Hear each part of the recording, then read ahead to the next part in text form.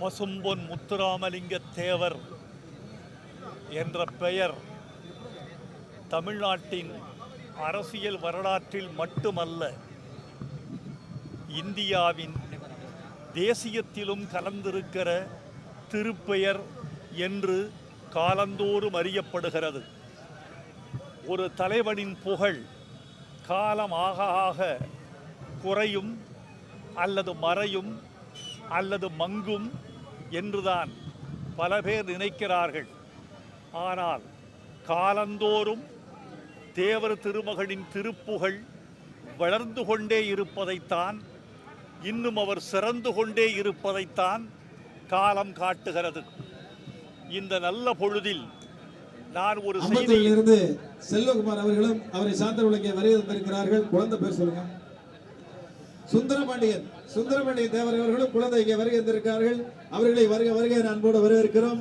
சீரு சிறப்பும் செல்வமும் பேரும் புகழும் பெற்று அடுத்த வருஷம் நீங்க உங்க பையனை கல்யாணம் பண்ணி அவங்களோட குடும்பத்தோட நீங்க கூட்டு வர்றீங்க. ஆமா, கண்டிப்பா தேவருடைய நல்லாசை கிடைத்திட, சீரு சிறப்பு செல்வம் பேரும் புகழும் பெற்று பல்லாண்டு வாழ்ந்திட அந்த தேவரை வேண்டி வணங்குகிறோம்.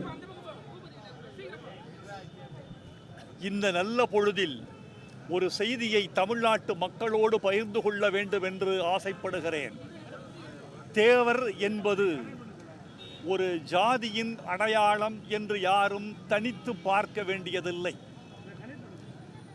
ஒவ்வொரு காலகட்டத்திலும் ஜாதியின் பெயர் பழங்கால பெரியவர்களோடு ஒட்டி வந்திருக்கிறது.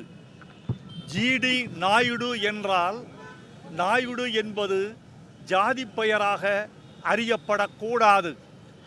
ஊவே சாமிநாத ஐயர் என்றால் ஐயர் என்பது சாதி பெயர் என்று கருதப்படக்கூடாது.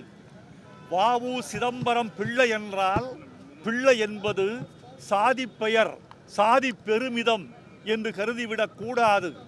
அவைகளெல்லாம் குறியீடுகள் மற்றும் ஆகுபெயர்கள்.